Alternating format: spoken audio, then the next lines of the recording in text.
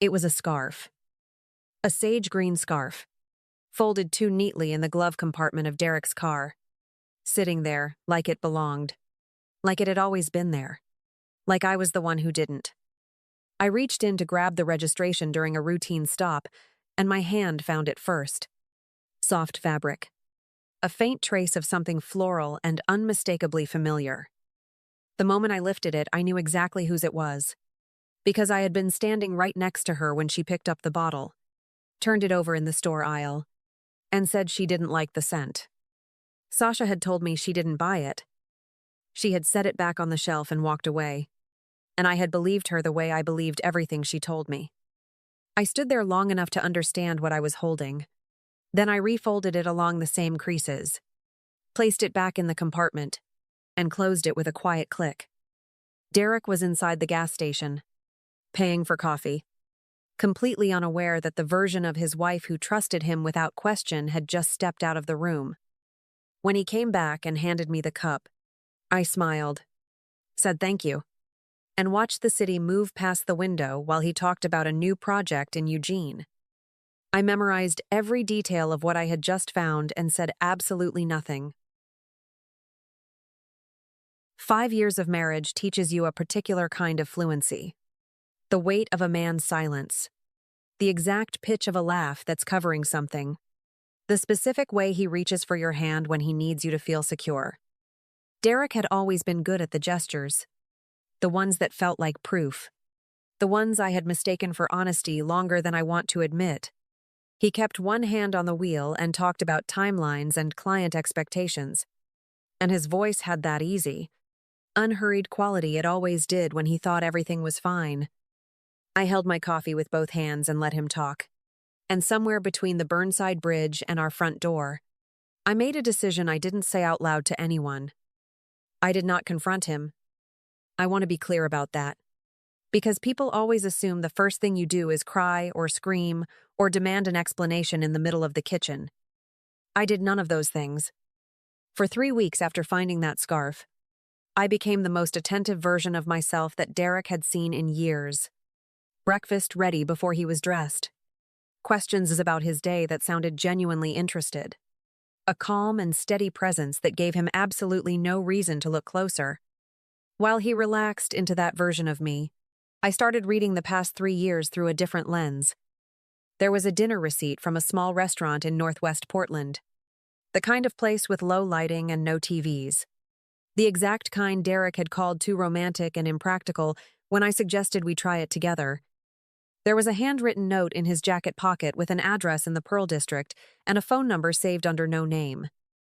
There was the shared Google location he had never bothered to turn off, which showed him in that neighborhood 6 times over 2 months, on afternoons he told me were off-site meetings running long. But it was Sasha who kept pulling me back. I started replaying her visits in order.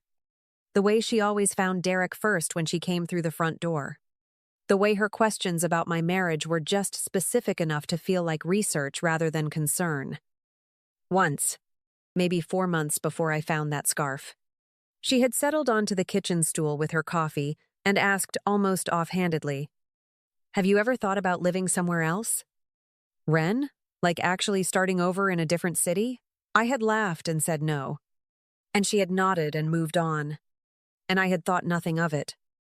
I was thinking about it now. The more I looked, the less accidental any of it seemed. This was not 2 people stumbling into something they didn't plan. The address in his pocket. The location history. Sasha's questions about whether I was happy, whether I felt stuck, whether Derek and I still wanted the same things. It had the shape of a project, not a mistake.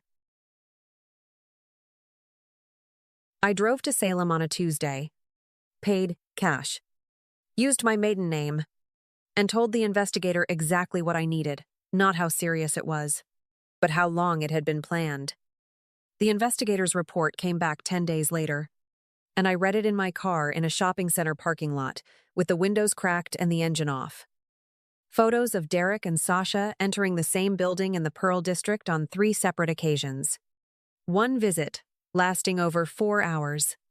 The kind of timeline that doesn't belong to anything accidental or casual.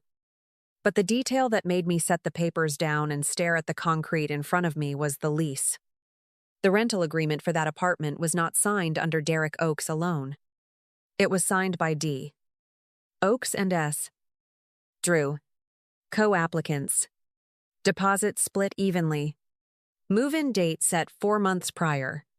Right around the time Derek had told me he wanted us to redesign the bedroom because he needed the space to feel different. I sat in that parking lot for 15 minutes without moving. I did not cry, and I did not call anyone. I went back through those 4 months in my head, counting Sasha's visits, the books she brought, the wine she opened at my kitchen counter, while asking whether Derek and I ever talked about relocating, whether I felt like my career had room to grow in Portland, whether I was truly happy or just comfortable. I had answered honestly every single time, the way you do with someone you trust completely, and she had taken every answer and used it like a measurement. Then came the call from Petra. Derek's younger sister rang one afternoon with the easy, unguarded energy of someone who assumed the conversation was already common knowledge. And partway through, she stopped herself and said, "Wait, have you two talked about the apartment yet?" And the silence that followed was the kind that fills a room even through a phone. I did not press her. I let the quiet sit there long enough for both of us to understand what had just happened. Then said simply, "Thank you, Petra," and ended the call. She knew. She had known long enough that telling me felt like a formality, which meant the timeline stretched further back than even the lease suggested. That evening, I called my brother Marcus. Not to fall apart, not to ask what to do, but to make sure someone who loved me understood what was coming before it arrived. Marcus listened without interrupting, and when I finished, he didn't offer anger or advice. He said, "I'm here," and meant it the way only people who actually show up ever mean it. And that was enough. I kept playing my part for 2 more weeks after that call with Petra, not because I needed more proof, but because timing matters more than most people realize when you are about to dismantle something carefully constructed. Derek had been invited to present at a regional environmental summit, the largest professional event on his calendar that year, live-streamed and attended by everyone whose opinion he had spent a decade cultivating. Sasha was confirmed as a guest attendee, listed under a sustainability brand she was doing marketing work for, a brand that happened to be co-sponsoring the event. I found both confirmations in the shared calendar he used to sync our schedules, the one he had stopped paying attention to because I had never given him a reason to think I was paying attention to it either. I did not try to stop the event. I let it approach exactly as planned. And while Derek rehearsed his talking points at the kitchen table and asked whether his navy blazer looked more polished than the gray one, I was meeting with a family law attorney in downtown Portland who walked me through Oregon's equitable distribution process clearly and without drama. I understood what I was entitled to, what the timeline looked like, and what documentation I would need. I left that office with a folder and a very specific sense of direction, which is the only thing more useful than anger when you are in a situation like this one. I met Petra for coffee a few days later. Not to push her, not to make her feel the weight of what she had accidentally confirmed. I simply asked her one direct question and waited. She set her phone face down on the table, looked at me, and nodded, and her eyes went red at the edges. I thanked her and stood up to leave, and she reached out and touched my arm for just a second without saying anything, which told me everything about where she stood. That evening, Derek came home and asked what I wanted to do for the weekend, and I suggested his favorite Thai place on Burnside, and he looked genuinely pleased, and I smiled back at him across the table like the whole world was exactly as he believed it to be. I did not choose a private moment. I chose the gathering Derek himself had organized, the after-summit reception at our home, the one he had arranged for colleagues, former mentors, and people from the local sustainability community whose respect had shaped his professional identity for over a decade. He asked me to help with the food, the wine, the name cards, and I did all of it without hesitation. Sasha arrived 40 minutes in wearing a sage green jacket, nearly the same shade as the scarf I had refolded in his glove compartment the afternoon this all began, and I clocked it the moment she walked through the door and said nothing. The first hour moved the way those evenings always do. Conversation spreading. Glasses refilling. Derek working the room with the ease of someone who believed the ground beneath him was solid.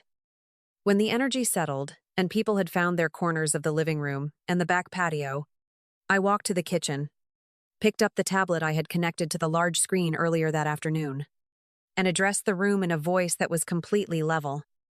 I want to share something about a project I've been working on. Just give me a minute. Derek glanced over with mild curiosity and no concern whatsoever, which told me exactly how confident he was that everything remained contained. The first images were real design work, a community space project I had been developing, and people leaned in with genuine interest. Then I moved to the next file. The photograph from the investigator's report filled the screen. Derek and Sasha outside the Pearl District building, the body language requiring no caption.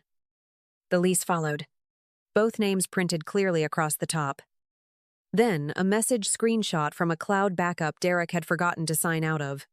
Sasha's words reading, "She won't know until we're ready to go. Just keep it steady."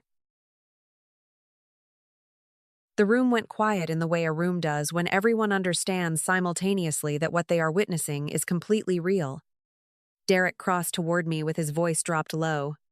"Renata, this isn't what it looks like." And I turned and said, "I know exactly what it looks like. That's why I took 3 months before standing here tonight."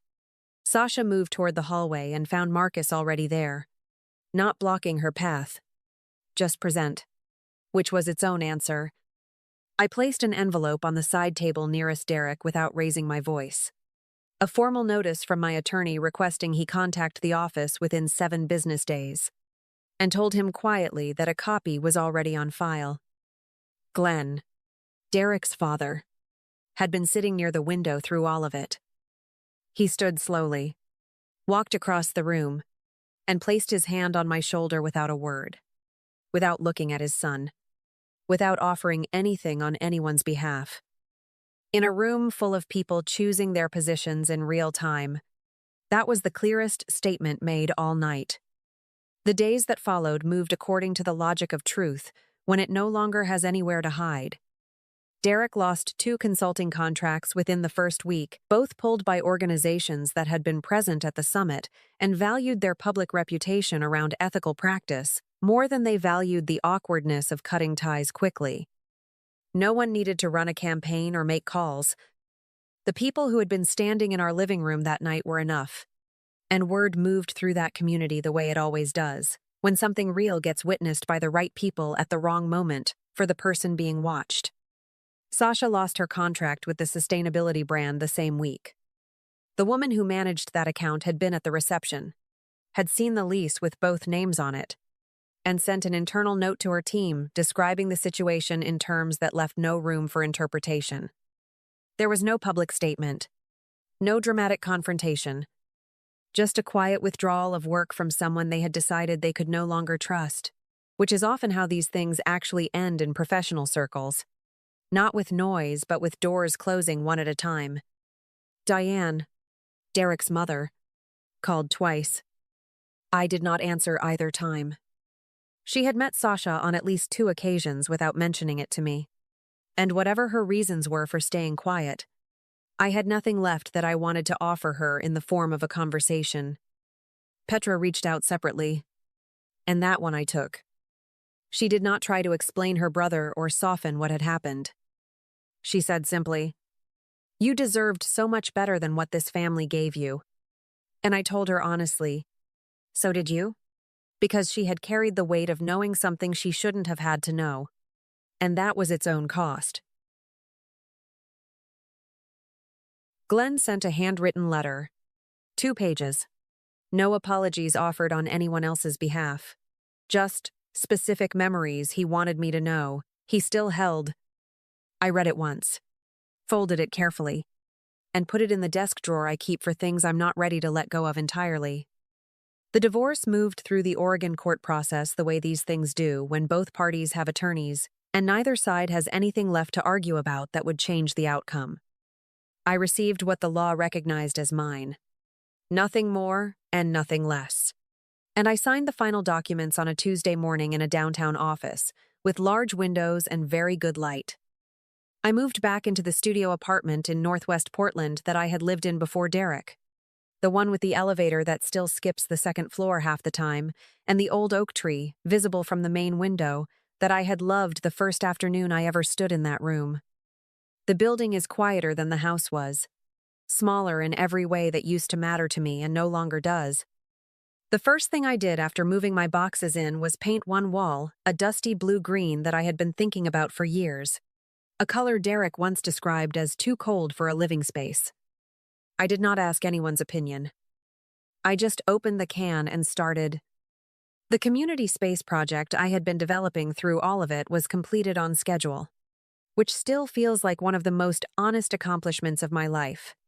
Not because it was difficult, but because I had kept working on it through every week of what was quietly the hardest period I had known. And it came out exactly as I had designed it.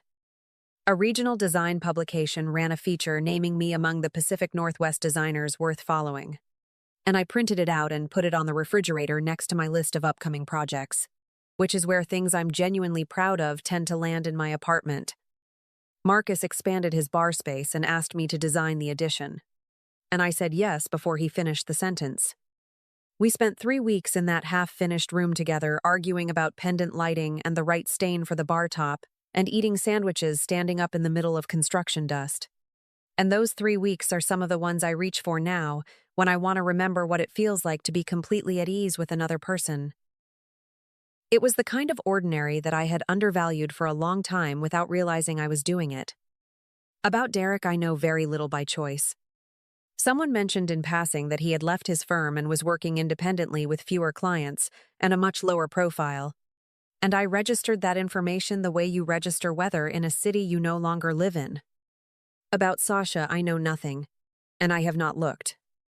There is a version of moving forward that requires constant updates on the people who hurt you. And I decided early on that was not the version I wanted. I go to the farmer's market on Saturday mornings alone with a reusable bag and no particular agenda. I joined a hiking group through the local design community and have spent several weekends on trails with people who know the full story and chose to show up anyway. Not out of sympathy, but out of the kind of straightforward respect that feels entirely different. Nobody in that group has ever asked me to explain myself, which turns out to be exactly the kind of company I needed without knowing how to ask for it. Some mornings I think about the scarf in the glove compartment, that ordinary moment in a gas station parking lot when I refolded it along its own creases and placed it back and said nothing. I was not being passive. I was deciding. And everything that came after, the 3 months of preparation, the attorney's office, the living room full of his colleagues watching the screen, the quiet Tuesday morning I signed the final papers. All of it started in that one moment when I chose to be more patient than the situation deserved and more prepared than anyone expected. I am not the same person who stood in that parking lot, but I recognize her, and I am glad she held on long enough to see it through. Thank you for staying with this story all the way to the end. Parts of it live closer to my own life than I usually say out loud. And sharing it with you means more than I know how to express simply. If something in it stayed with you, I hope it's this: that stillness is not the same as giving up, and that the quietest choices are sometimes the ones that carry you the furthest forward.